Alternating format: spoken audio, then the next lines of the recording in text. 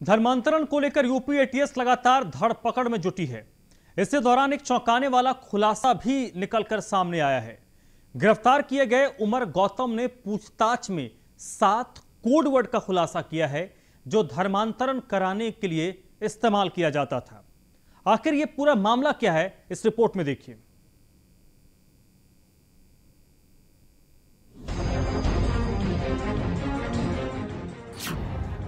धर्म के धंधेबाजों के 7 कोड।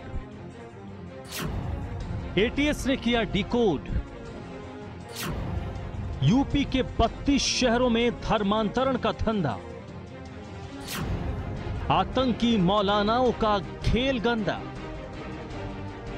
जी हां, धर्मांतरण का धंधा देश के 24 राज्यों में फैला है, जिसको लेकर प्रशासन लगातार कार्रवाई कर रहा है। लेकिन आतंकी मौलाना प्रशासन की आंखों में धूल झोंककर धर्म परिवर्तन के नए नए तरीकों को अख्तियार कर रहे हैं। दिल्ली के जामिया नगर से गिरफ्तार उमर गौतम और जहांगीर हर रोज एक नया खुलासा कर रहा है। यूपी एटीएस को जांच में पता चला कि धर्मांतरण के लिए कोड वर्ड का इस्तेमाल किया जाता था ताकि प्रशासन की नजरों से बचा जा सके और धर्म का धंधा चलता रहे। जिसमें से यूपी एटीएस को 7 कोड मिले हैं, जिसमें से 6 कोड को डिकोड करके उसका मतलब पता कर लिया गया है। एटीएस ने बताया कि सिंडिकेट के लिए मूक बधिरों का साइन लैंग्वेज बड़ा हथियार था। इस तरह वो इशारों में अपने मकसद को लोगों तक पहुंचाते थे। ये सिंडिकेट से जुड़े लोगों के लिए सुरक्षा एजेंसियों से बचे रहने का आसान तरीका था। यही नहीं, इस नेक्सस के लोग धर्म बदलने के इस खेल में सामान्य बोलचाल की भाषा के बजाय कोड वर्ड का इस्तेमाल करते थे। तो चलिए हम आपको बताते हैं वो 7 कौन से कोड वर्ड हैं जिसके सहारे धर्मांतरण का धंधा फैलाया जा रहा था। अल्लाह के बंदे। मूक बधिर बच्चों के लिए साइन लैंग्वेज में बने वीडियो यूट्यूब पर अपलोड किए जाते थे। अगर कोई वीडियो को लाइक करता था तो उसको कोड वर्ड में उस वीडियो के चैट बॉक्स में अल्लाह के बंदे उर्दू में लिखा संदेश मिलता था। इसके वीडियो को लाइक करने वालों से सिंडिकेट से जुड़े लोग संपर्क करते थे। हिंदू से मुस्लिम बने कानपुर की आदित्य की मां ने भी एटीएस को यही जानकारी दी थी। Birthday digit. धर्मांतरण के लिए चिन्हित लोगों के नाम न लिखकर उनके मोबाइल नंबर, जन्म तारीख के कुछ डिजिट से उनकी लिस्टिंग की जाती थी। Revert back to Islam programme. Noida deaf society के जिस टीचर के माध्यम से यह गिरोह बच्चों को टारगेट कर रहा था, उसका काम ऐसे बच्चों की पहचान करना होता था जो आसानी से इनके जाल में फंस सके। रहमत। जांच में पता चला कि विदेशी फंडिंग पर इसके साथ उर्दू में एक मैसेज आता था, रहमत। यह फंडिंग के लिए इनका कोड वर्ड था। मुतक्की।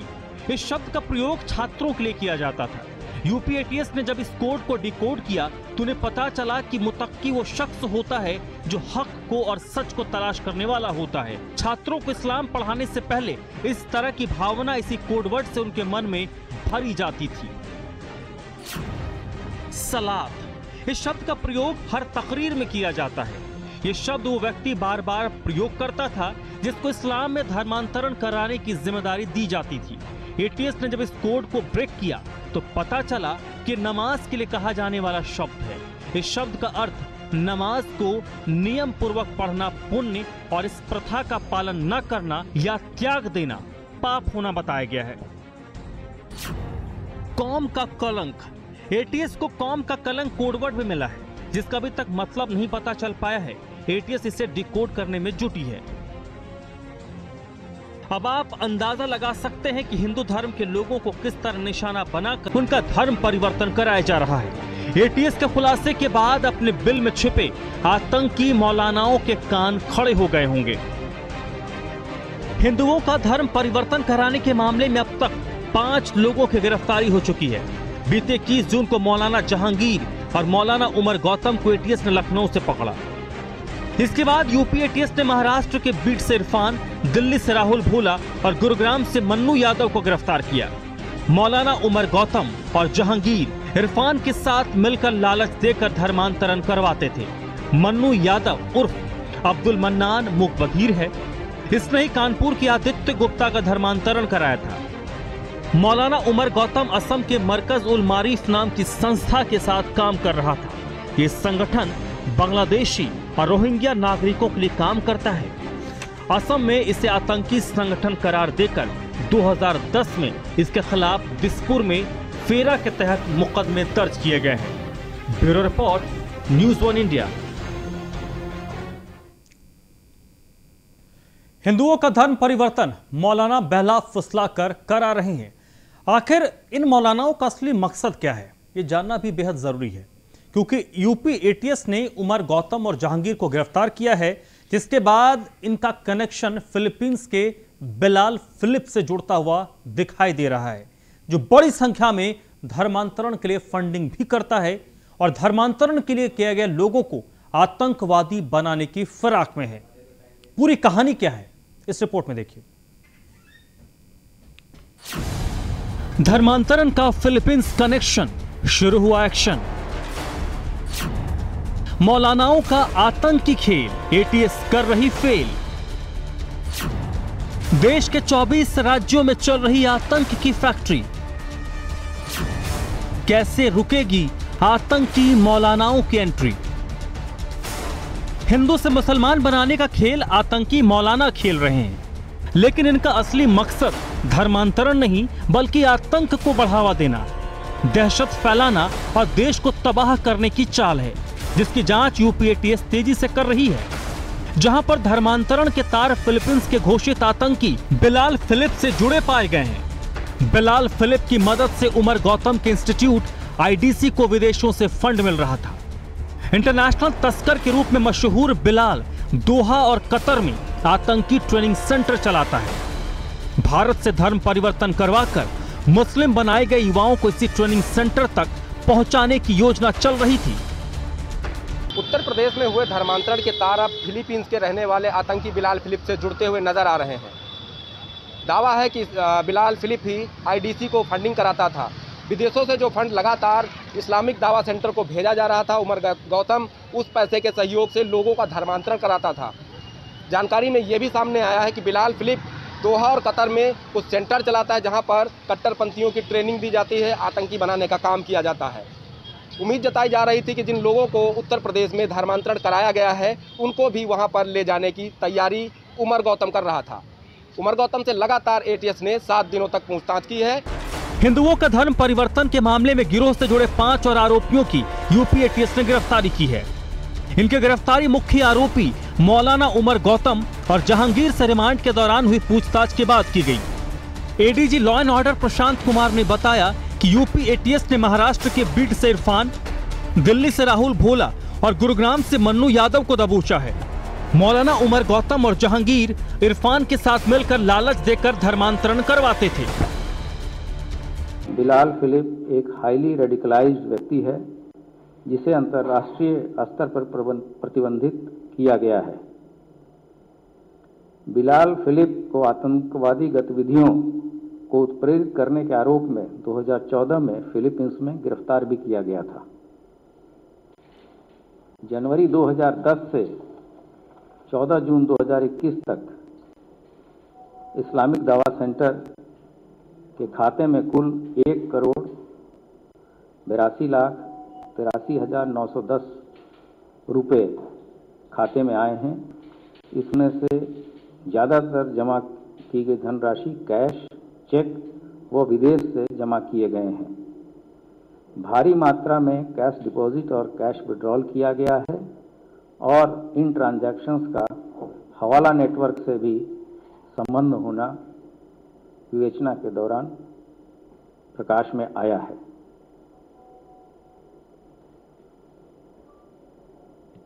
इस खाते में करीब 50 लाख रुपए से अधिक की धनराशि विभिन्न विदेशों से आना पाया जा रहा है, जिसमें से मुख्यतः रियाद, कतर, दुबई और आबू धाबी है। यूपी के 32 जिलों से धर्मांतरण की जानकारी मिली है, जिसमें बनारस, कानपुर, बिजनौर सहित 27 जिलों में लोकल पुलिस छानबीन कर रही है। बाकी जगहों पर एटीएस खुद पड़ताल कर रही है। मामले में इंटरनेशनल संगठनों की भूमिका सामने आने से नेशनल इन्वेस्टिगेशन एजेंसी को भी केस ट्रांसफर किया जा सकता है। धर्म का धंधा चलाने वाला मौलाना उमर गौतम फातिमा चैरिटेबल ट्रस्ट के नाम से संस्था बनाकर उसमें फंड मंगवाता था। उसके परिवार के कई सदस्यों के खातों में भी विदेशी फंड आए हैं। जनवरी 2010 से 14 जून 2021 तक उसके खातों में 1,82,83,910 रुपए आए। ये फंड रियाद, कतर, दुबई और अबू धाबी से भेजे गए। धर्मांतरण का यह खेल यूपी से होते हुए बिहार में फैलाया गया है। यूपी के कानपुर में हुए धर्मांतरण के मामले का बिहार के मुजफ्फरपुर से कनेक्शन सामने आया है, जहां मुजफ्फरपुर में जांच शुरू हो गई है। यूपी एटीएस ने मुजफ्फरपुर के हथौड़ी थाना क्षेत्र निवासी एक युवक राकीब असलम को हिरासत में लिया है। एटीएस ने 4 घंटे तक राकीब से पूछताछ की। एटीएस ने राकीब का मोबाइल और लैपटॉप जब्त किया है। साथ ही 3 दिन के अंदर नोएडा स्थित एटीएस के कार्यालय में उपस्थित होने का आदेश दिया है। धर्मांतरण से जुड़े मामले में यूपी एटीएस ने अब तक 5 लोगों की गिरफ्तारी की है। वहीं गुरुग्राम से गिरफ्तार हुए मनु यादव का कनेक्शन अब कहीं ना कहीं कानपुर से भी सामने आया है। ये वही मनु यादव है जिसने कानपुर में रहने वाले मुखबिर छात्र आदित्य गुप्ता को धर्मांतरण करने पे मजबूर किया था। वहीं जनवरी में आदित्य को मनु यादव ने दिल्ली ले जाकर इस्लामिक दावा सेंटर में उमर गौतम से भी मुलाकात कराई थी। वहीं आदित्य को धर्मांतरण के लिए लगातार मनु यादव ही प्रेरित कर रहा था।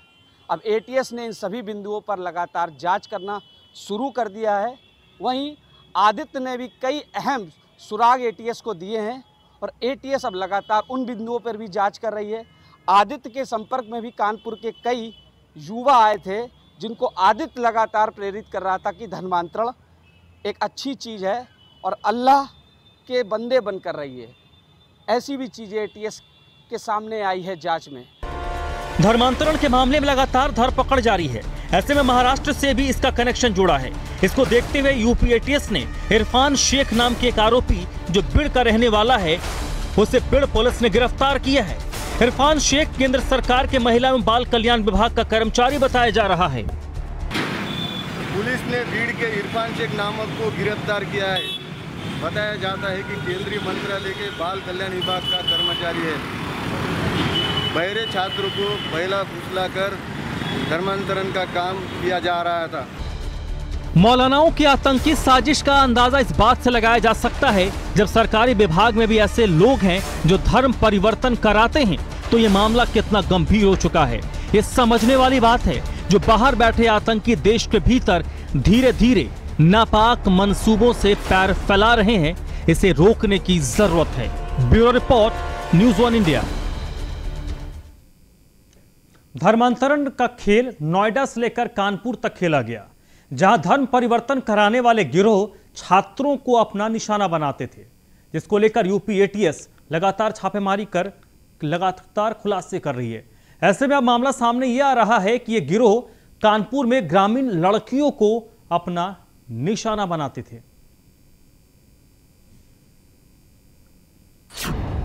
नोएडा से लेकर कानपुर तक धर्मांतरण का काला खेल, छात्रों को मौलानाओं ने बनाया निशाना। दर्श सक्सेना बना रिहान अंसारी, कानपुर का आदित्य बन गया अब्दुल्ला। मुखबधिर बच्चों के धर्मांतरण मामले में एटीएस के खुलासे के बाद नोएडा सेक्टर 117 के डेफ सोसाइटी में स्कूल का एक स्टाफ और एक शिक्षक रडार पर है। एटीएस की जांच में दोनों की भूमिका संदिग्ध पाई गई है। बताया जा रहा है कि दोनों संदिग्धों में से एक ने यहां से नौकरी छोड़ दी है। धर्मांतरण का यह खेल लंबे समय से चल रहा है। इस स्कूल से 2018 में दर्श सक्सेना नाम का एक 17 साल का बच्चा घर छोड़कर चला गया। परिवार का मानना है कि दर्श सक्सेना ने अपना नाम बदलकर रिहान अंसारी कर लिया है। यूपी एटीएस धर्मांतरण के मामले में लगातार एक्टिव है, जिसके तहत वो लगातार उन परिवारों के संपर्क में है जिनके घर के बच्चे धर्म परिवर्तन कर चुके हैं। यूपी एटीएस ने धर्मांतरण के मामले में 2 व्यक्तियों की गिरफ्तारी की थी। वहीं अभी हम मौजूद हैं नोएडा की 117 की डेफ सोसाइटी में, जहां पर ये मुखबधिर बच्चों का स्कूल था। बताया जा रहा है, जो अब नई जानकारी सामने आ रही है, कि इस स्कूल के तार कहीं ना कहीं विदेशों से भी जुड़े थे। विदेशों से ही इस स्कूल की फंडिंग की जाती थी। मुखबधिर बच्चों का यहाँ पर धर्मांतरण कराया जाता था। वहीं अब यूपी एटीएस लगातार इसके जद्दोजहद में लगी हुई है कि जो भी और लोग इसमें इस पूरे गैंग में शामिल हों उन्हें जल्द से जल्द खुलासा किया जाए। वहीं एक बड़ी खबर जो सूत्रों के हवाले से ये सामने आई है कि जो विदेशों से फंडिंग होती थी लगातार 10,000 रुपए से लेकर 50,000 रुपए तक पर पर्सन यहाँ पर दिए जाते थे, वहीं यूपी एटीएस लगातार इसकी जद्दोजहद में लगी हुई है। वहीं ऐसा सूत्रों से जानकारी भी प्राप्त हुई है कि यूपी की एटीएस ने नोएडा पुलिस अफसरों से भी जानकारी लेने की कोशिश की है, लगातार वो खोजबीन कर रही है। वहीं अभी हम स्कूल पे मौजूद हैं जो डेफ सोसाइटी का मुकबधीर स्कूल है। यहाँ पर कुछ लोग अंदर हैं, कुछ 2 लोग हैं जो बोल नहीं पाते हैं। मुकबधीर बड़े लोग वो लगभग हैं, लड़के हैं 2-4 जो यहाँ पर अभी भी रह रहे हैं, लेकिन स्कूल अभी बंद नहीं किया गया है, स्कूल यहाँ पर खुला हुआ है। वहीं पुलिस प्रशासन भी अंदर मौजूद है। अब देखने वाली बात ये होगी कि यूपी एटीएस जिस तरीके से लगातार अपनी जद्दोजहद में लगी हुई है तो कौन कौन से लोग इस गैंग में शामिल होते हैं। न्यूज़ 1 इंडिया से मैं प्रिया राणा, नोएडा। दर्श सक्सेना के गायब होने की रिपोर्ट साल 2018 में नोएडा के फेज 2 थाने में दर्ज है। दर्श सक्सेना की मां ने दावा किया कि मेरे बेटे को किसी ने बहला फुसलाकर धर्म परिवर्तन कराया है। मैं अभी हम लोगों के पास इस तरह के मामलों से संबंधित कोई भी शिकायत नहीं आई है और कहीं ना कहीं से कोई इन्फॉर्मेशन आएगा, कहीं ना कहीं से अगर इस तरह की बात सामने आती है कि ऐसी कोई सोसाइटीज़ हैं जहाँ पे इस तरह की कुछ एक्टिविटीज़ है तो हम तत्काल वहाँ पे जरूर एक्शन लेंगे। हम लोग के लेवल से जितनी कार्रवाई अपेक्षित होगी हम जरूर करेंगे। देखिए, ऐसे जो हमारी स्पेशलाइज एजेंसीज़ हैं और ख़ास करके यूपी एटीएस जो अभी सेक्टर 117 वाले मामले को देख रहे हैं, ये तो हमारा जो एजेंसीज़ के साथ हमारा कोऑर्डिनेशन तो हमेशा रहता है, ये कोई नई बात नहीं है। और जैसा कि मैंने बताया भी आप लोगों को कि जब भी हम लोग के लेवल से कोई चीज़ एक्सपेक्टेड होगा हम लोग तत्काल वहाँ पे उपलब्ध कराएंगे। धर्मांतरण का यह मकर जाल इस तरह फैला हुआ है कि पहले बच्चों को इस्लाम के बारे में बताया जाता है, फिर उनको नौकरी और पैसा देने का लालच दिया जाता है। यही नहीं, बच्चों का ब्रेन वॉश भी किया जाता है। इसकी एक बानगी कानपुर के बिठूर में देखने को मिली, जहां ज्योति बधिर विद्यालय के 2 और छात्रों का ब्रेन वॉश कर उन्हें धर्मांतरण के लिए प्रेरित किया गया था, जिसमें तुषार नाम के बच्चे ने धर्म परिवर्तन करने से इनकार कर दिया। तुषार की मां ने दावा किया कि उनके बच्चे से मिलने आदित्य आता था, जो अब धर्म परिवर्तन कर आदित्य से अब्दुल्ला बन गया है। तुषार की मां ने बताया कि दोनों साथ में पढ़ते थे। आदित्य मेरे घर भी आता था और तुषार को मुसलमान बनने के लिए प्रेरित करता था, साथ ही तरह तरह का लालच भी देता था।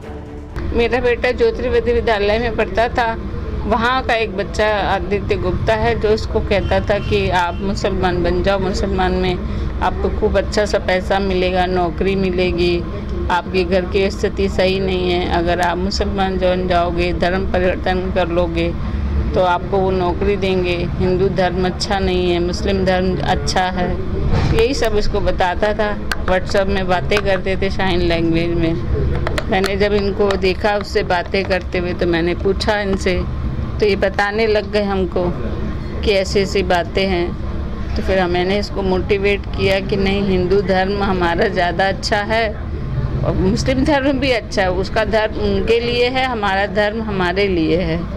तो बच्चा हमारी बात समझ गया, तो ये कहीं गया नहीं, अपने घर में ही रहा।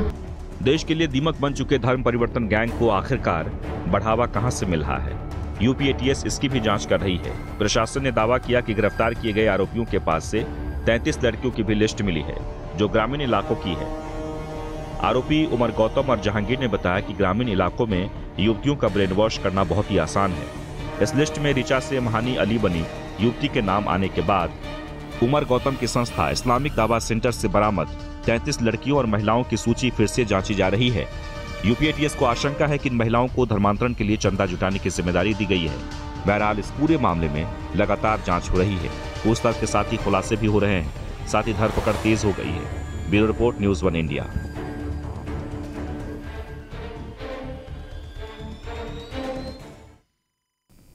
हमारी इस खास पेशकश में अभी बस इतना ही।